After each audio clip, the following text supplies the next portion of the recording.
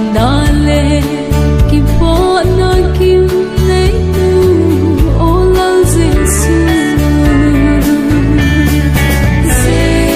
Giêsu te lau hin khoai da le kana lung kham bay ton na zo lung ai da building maya ka lai an pi tu na sing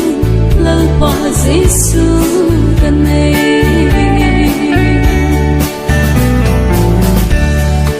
o van haga siam thâu hamwan tu nun ne men hagao ha sia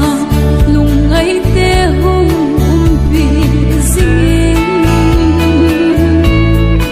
nang lo nem tu dang hum lo hi ko vela hamwan da kim ka hum ngen hi lang kha he hum he bin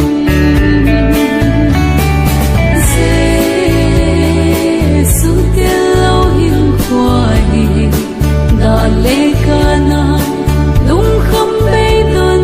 na zo lung ai ta building maya ka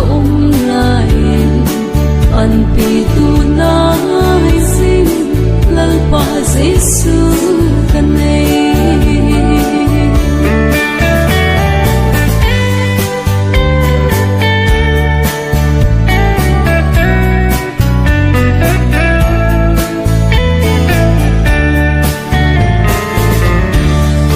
hamwan tu le ki pa na ang pui sing tu